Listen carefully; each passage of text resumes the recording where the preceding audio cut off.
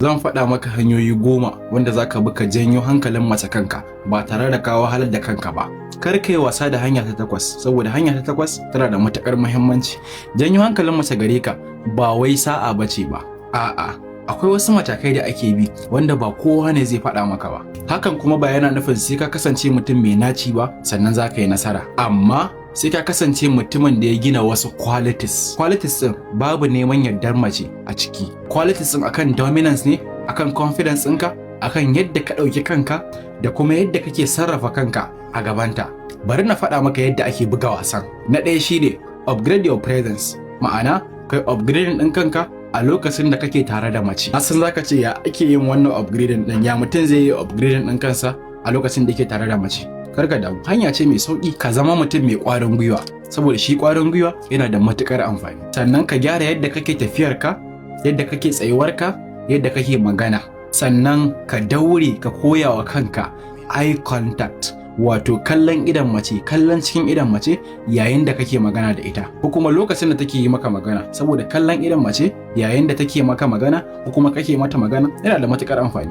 Zan iya cewa yafi maganar taka amfani. Na biyu shine ka gyara yanayin yadda kake shigarka. Idan na ce shiga ina nufin aski. Idan za ka yi aski ka nemi wurin aski na gani na faɗa kamar su shikenan dai kar ne masa talla ba sai na faɗa ba. Ka dinga gyara farcenka, hannu da ƙafa, sannan kaya ma idan za ka saka ka nemi wanda ba su yi maka yawa ba sannan ba su yi maka kaɗan ba, ma'ana fitted. Na uku shine ka dage wurin gina rayuwar da ba kowace mace bace ba. Idan ka ce mata kana neman ta da aure za ta ce maka a'a, saboda shi buri, idan namiji yana da burin nan kamar mayan karfe yake, wannan burin nan da kake renawa shi yake janyo mace gare ka. Na uku shine social proof.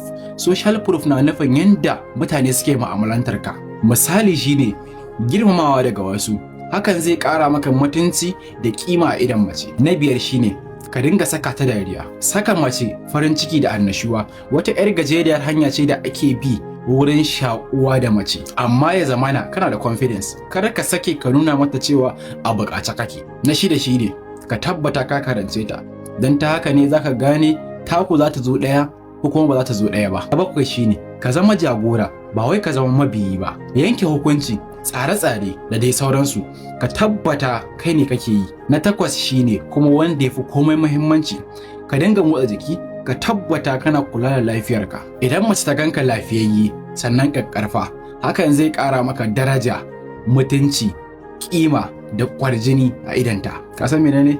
Bugu da ƙari, wani abu ba fa sai ka ce ayi ba. Na tara shine ka daure ka zama busy. Kar ka sake ka bari ta dinga ganin ka a duk lokacin da ta buƙaci zaganka ko kuma a duk lokacin da take so. Idan ka zama busy ba ta ganin ka a time ɗin da kake so, hakan zai ƙara mata ƙaunarka a cikin zuciyarta. Ka saka ta ita ma ta dinga bibiyar ka, ta dinga kiranka, ta dinga tura maka saƙonni. Ba wai kai kaɗai ne za ka dinga yin wannan fatin ba.